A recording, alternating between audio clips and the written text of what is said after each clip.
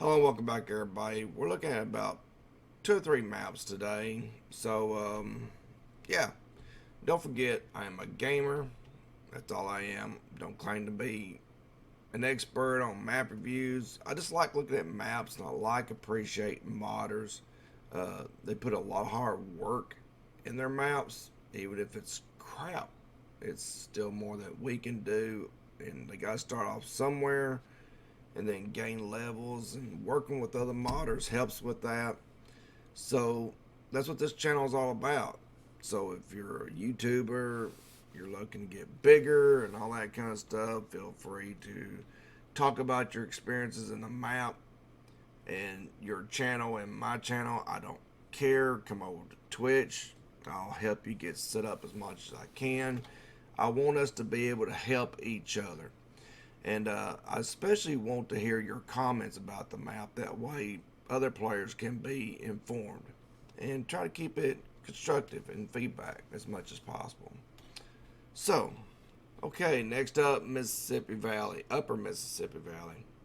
This is kind of interesting. A map that I was wanting done.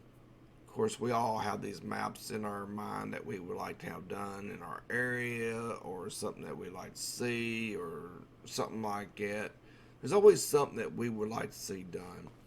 And I've approached a couple modders about an idea I had in the area that I would like to see it done in is Mississippi. I live really close to the river and the Ohio River. Go there to check them out and stuff like that, and kind of like small little ventures and stuff like that, going driving or whatever. And it is a monster of a river. It's fed by 1/3 of the United States or more, and it kind of brings us together as a nation, all of our waters and all that kind of stuff. So, I mean, you could be up close to Washington State and be a part of my life, and it's just mind blowing. It's cool. I love that kind of stuff. And Terry from TNT Modding, he offered to build me a map, and I said, well, and he thought I was going to think small farming and old iron stuff like that, and I told him my ideal, and he was like, that's pretty cool and interesting. So whether or not it happens, it doesn't really matter. Terry's a great friend, and it's a very complicated build that I think would be cool involving the Mississippi River. So, with that, we're not going to waste any time. We're going to jump in. Starting off inside the shop.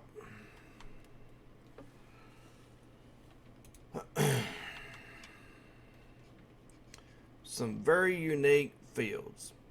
And some people's going to look at this and go, why? But where I live, um, that would be pretty spot on in a way. Because in the Mississippi River, where I live, you have farms that has literally been cut by the river, and you can see it clearly from Google Earth. And on the Kentucky side, we got some messed up fields. Period. On the whole western end of Kentucky, down by the Mississippi River, where the Ohio comes down the Mississippi, from there over, it's screwed until you get into the bigger areas. You get a lot bigger farms, and then you start seeing a lot more squared up farms, stuff like that. But all this kind of stuff, that is Kentucky. But I mean, even some weird stuff, but not that weird. I like all the river channels coming into the river and everything else. It's kind of cool. Maybe being a little lake fed. Now on the other side, Missouri, once you get past the wall, it's just monster fields from my side of the river, and looking over in theirs and going over and driving stuff, because we go up to Sykeston from time to time and eat and stuff like that. So you own all this cluster up here.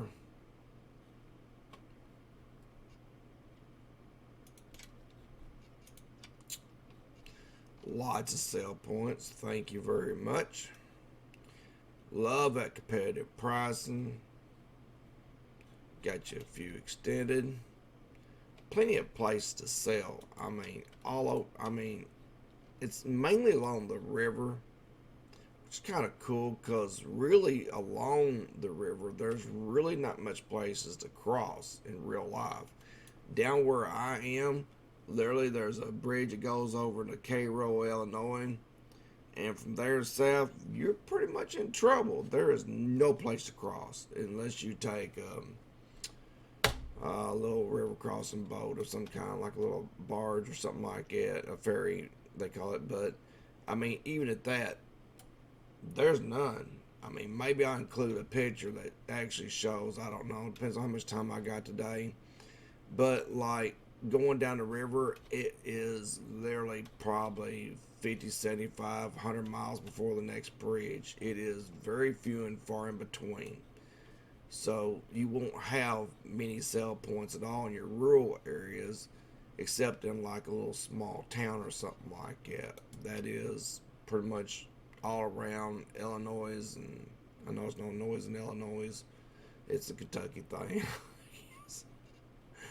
No contracts, but Kentucky, Tennessee, Missouri, Illinois, in my area, that is just the way it is. It's very few and far in between on getting to.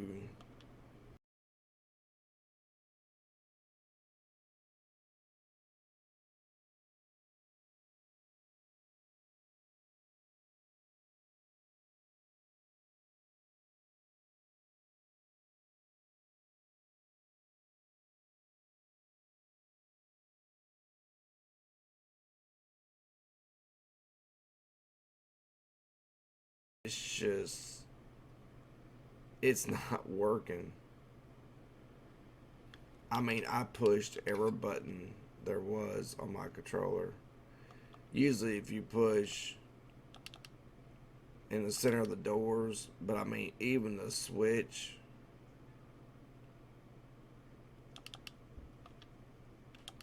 lights work fine.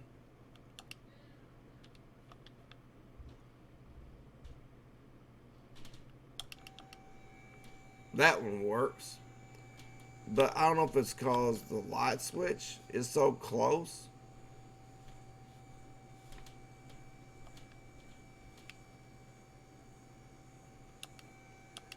That light switch has such a big area of collision that whenever you go to try to raise the door, you can't.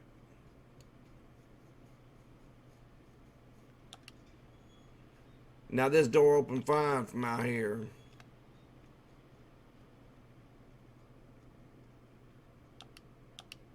See, all things do is turn on lights through the hallway inside. Might take a look at that.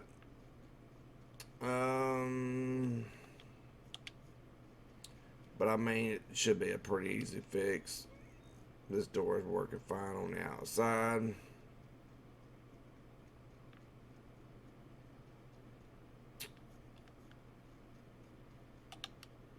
And see, I like these kind of doors. You just walk up and tap them. Done deal. Lights and everything is fantastic. There's nothing wrong with them. Now, this is straight up Kentucky, period. I like the trees. I like the little small rolling hills. The weird shaped farm. Awesome. Reminds me of home. And our fields looks like this right here. So maybe not this big of a drop here, but it's cool. I like it.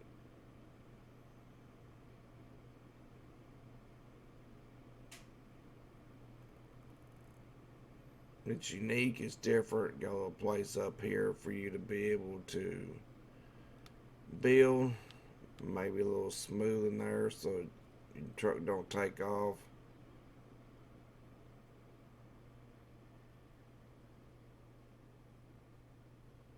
A lot of bushes on the side of the road.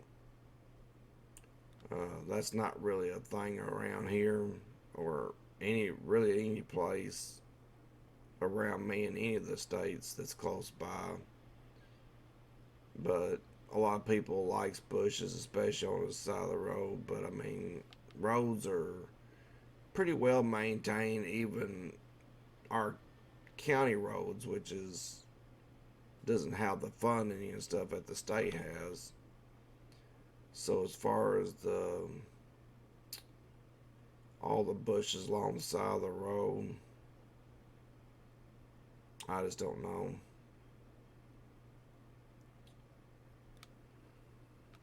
Now over going towards Cairo, there is with Mississippi, it's a massive levee around it. It's a massive levee. It will be as tall, if not taller, than that building there, all the way down to hold that monster back. And going towards Cairo, there is a railroad track and there is a road off from it.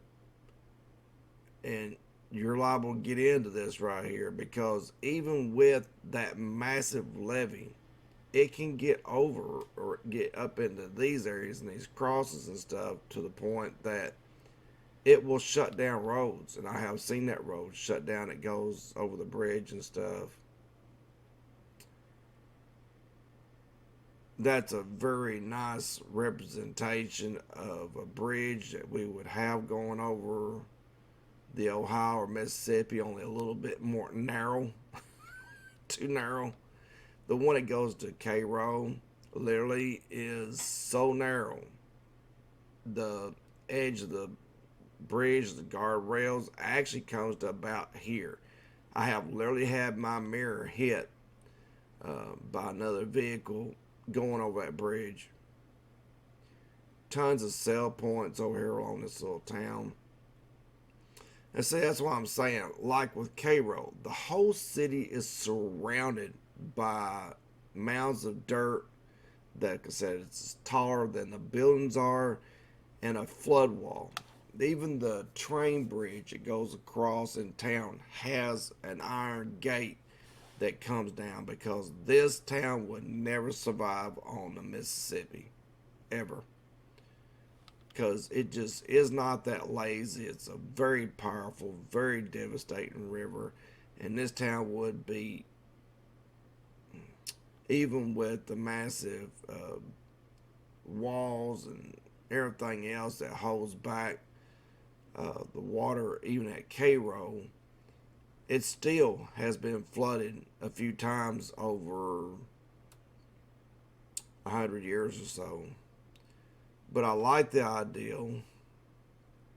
It's cool. It brings a lot of us together. Like I said, the mighty Mississippi is the most powerful river, really, in the United States. I'll try to remember to post a picture of the Mississippi water basin, I think it's called.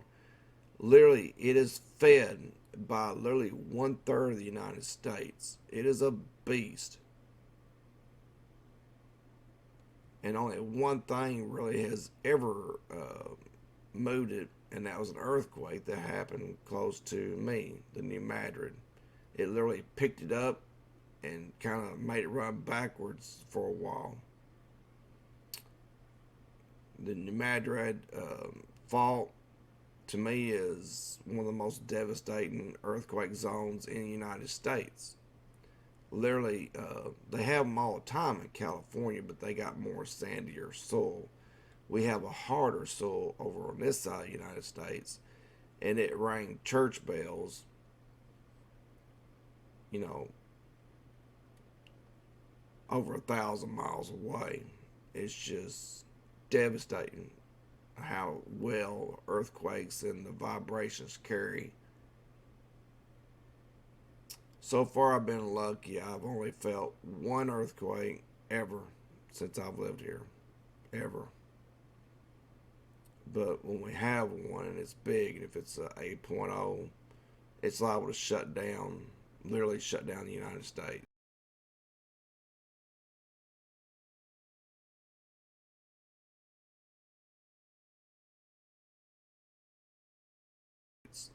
as far as, because like I said, there's really no place to cross Mississippi.